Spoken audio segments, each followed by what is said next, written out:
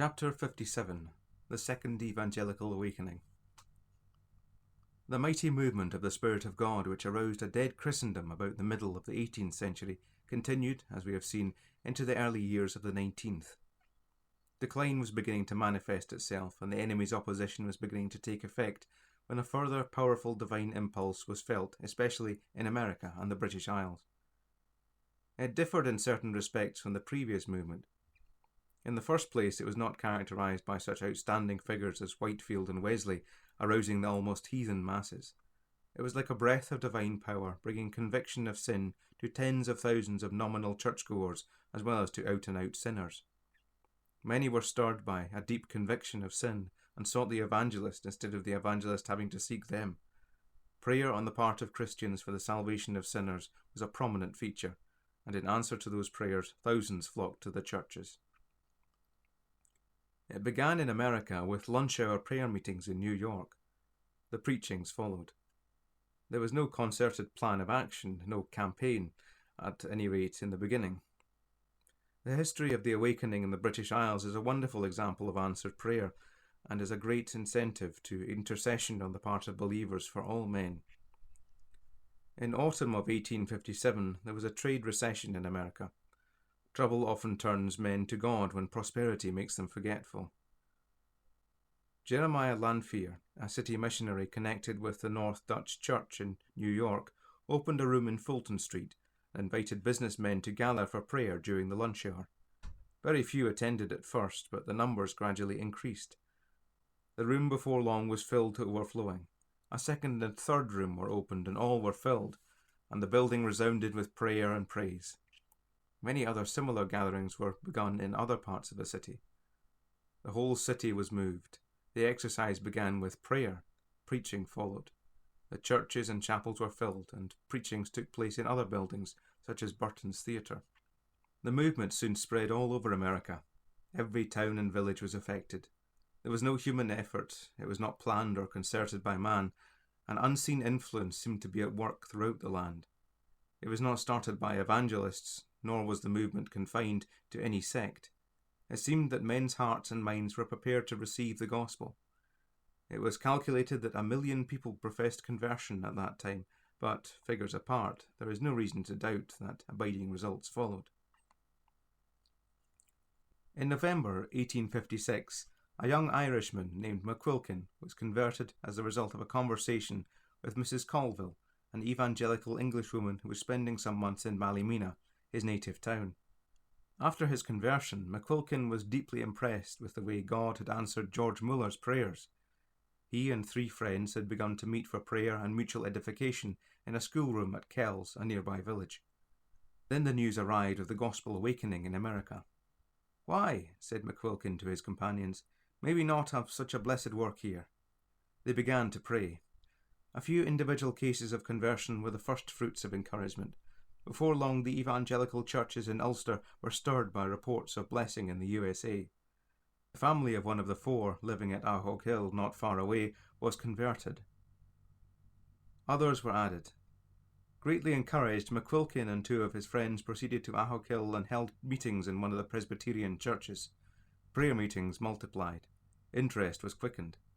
On 14th March, a meeting was held in another Presbyterian church in the village. So many tried to attend that a collapse of the galleries was feared, and the congregation was dismissed. 3,000 stood in the rain and listened to a layman preaching. It is worthwhile to emphasize the circumstances. We have not here a crowd drawn to hear a popular speaker. These 3,000 people had been turned out of the church. Outside, a chilly rain was falling. They had every reason to seek the shelter of their homes. Instead, they waited and listened to an unknown layman who stood up and delivered, on the spur of the moment, a gospel appeal. Hundreds fell upon their knees in the muddy streets, some overcome by intense conviction of sin. The minister of the church in question recorded that 700 adherents of his church were awakened at this time. Before, they were Christians in name only. The local ministers generally were convinced that it was the work of God. Drunkards, blasphemers, harlots, thieves on one hand, and the respectable, the moral, the educated and the intelligent on the other, were instantaneously converted to a new way of life. A wicked youth who had come to mock was struck down and lay as dead, then awoke to cry, "Lord, save me, I perish!" From then on, the 3 Presbyterian churches in the village were crowded. So began a wave of blessing that swept over Ireland with irresistible power. The town of Ballymena, 3 miles from Evangelical, was soon stirred from end to end. 5,000 people stood in a quarry and heard a converted drunkard testify to the way in which Jesus had delivered him from the chains of sin. Conviction with some was so intense as to produce nervous prostration. Such cases disturbed many and were used by enemies to discredit what was happening. After allowing for human excitement, or even in some cases the work of the enemy, it is not surprising if souls suddenly awakened to the peril of a lost eternity were so overcome that nature temporarily gave way. But in such cases, when the sense of forgiveness entered their souls, they were filled with joy, glorifying God, and began to desire the blessing of others. From Roman Catholics and Unitarians there was strong opposition. Brownlow North preached at this time to 11,000 in the open air. Village after village in the entire country of Antrim was affected. The miners in the salt mines held daily prayer meetings. In May, the revival reached Belfast. The churches were crowded. A mass meeting for prayer held in the Botanic Gardens in the summer was attended by 15,000. In July, Grattan Guinness preached to 15,000 in the open air. In August, the churches of all the denominations were filled to overflow. Another meeting in the middle of August in the Botanic Gardens was attended by 20,000 people. The October races that year were attended by only 500 people instead of the usual 10,000. It is remarkable here to follow the detailed history of this remarkable movement as it spread all over the land. The greatest blessing was in the Protestant parts of the country, but Southern Ireland was not left without a testimony. C. H. Spurgeon preached in Dublin on 5 occasions to audiences of 3,000. It was in Dublin that Sir Robert Anderson, then a young man and later Assistant Commissioner of the Metropolitan Police, was converted. He became a well-known evangelist. In Kerry County, several landed proprietors were converted through the labours of C. H. Mackintosh, author of Notes on the Pentateuch. It was estimated that as the immediate fruit of the revival, 100,000 persons were saved. The full results are only known to God. The blessing was not confined to Ireland. While all this was going on, the Spirit of God was also working in Scotland. Here too, the news of blessing in the States stirred up Christians to pray for similar blessing for their own country. In the fall of 1858, prayer meetings were being held in Aberdeen. In August of the following year, a meeting was held on Glasgow Green, at which 20,000 people were present. Numerous prayer meetings were held in this city also. The Glasgow Commonwealth reported, "A wonderful change that is perceptible on the very surface of society is now frequently the subject of remark. In the family party, in the bus or railway carriage, on board the steamer, in the street, on 'Change, it is no longer a strange thing to hear people as Christians able to give reason for the hope that is in them, or, as earnest inquirers, more or less audibly demanding, 'What must we do to be saved?' For the whole year the interest was sustained. Once again in September 1860, 20,000 gathered on Glasgow Green to hear the gospel. Among the preachers was a butcher named Robert Cunningham. The blessing was not confined to Glasgow. The whole of Scotland was moved, north and south, east and west, from the border towns up to the Moray Firth, and beyond to the Orkney Islands. Even to the smallest islands off the coast, there is the same story to be told, the story of a deep longing for the water of life. When the wave of conversions had subsided, the results remained in the lives of thousands of persons who had passed from death unto life and remained faithful to the Lord to the end of their lives. A similar account might be given of Wales. In his fully documented account of the revival in Wales, the author of the work already quoted says, "The Reverend D. Charles of Trevecca College outlined 3 main characteristics of the Welsh revival thus: firstly, an extraordinary spirit of prayer among the masses; secondly, a remarkable spirit of union among all denominations of Christians; and thirdly, a powerful missionary effort for the conversion of others. These 3 characteristics were displayed in American, Irish and Scottish movements." Another remarkable affinity of movement is noticed in the fact that the Welsh revival of 1859 was independent of great personalities. No live Christian could hear such news without a desire that a like blessing might be poured out on those around him. In August 1859, prayer meetings began in London. Some were held in the lunch hour, others at an earlier hour. On a bitterly cold morning in January 1860, a large hall in North London was filled at 9 a.m. with persons who met for prayer. The number of prayer meetings became so large that they ceased to be enumerated. The Evangelical Earl of Shaftesbury, anxious that the thousands who never attended a place of worship should not be deterred from hearing the gospel, arranged for a number of London theatres to be used for preaching. This move was criticised in certain quarters, but the numbers who attended these meetings have been estimated at 1 million each season for several years. Among those converted at one of these meetings was a young man who himself became a well-known evangelist among the brethren, Dr. W.P.T. Woolston. These were, of course, in addition to the preachings in churches and chapels throughout London. From St. Paul's Cathedral, a truly evangelical message sounded forth, whilst Spurgeon's church was being attended by such numbers that the decision was taken to build the Metropolitan Tabernacle. In every town and village throughout the land there was an ear for the gospel, and everywhere labourers were busy reaping the evangelical harvest. At this time, William Booth and his wife visited Cornwall, and his preaching resulted in hundreds of conversions. Crowds who could not get into the hall in which he was preaching were addressed by other evangelists. This was before his inauguration of the Salvation Army. At this time he was a Methodist lay preacher, but was excluded by the official body because he was a so-called revivalist. Handley Moule, who afterwards became Bishop of Durham, recalling the impressions of his boyhood, said that this was a wonderful epoch in the parish. There was no excitement, no powerful personalities, yet the church was thronged to overflowing night after night, as well as the schoolroom. The simplest means were blessed. Sometimes people were brought to God by the reading of a chapter of the Bible. Hundreds were converted, and the results were abiding. The results were the same throughout the land. Everywhere, ardent evangelists were gathering in the harvest.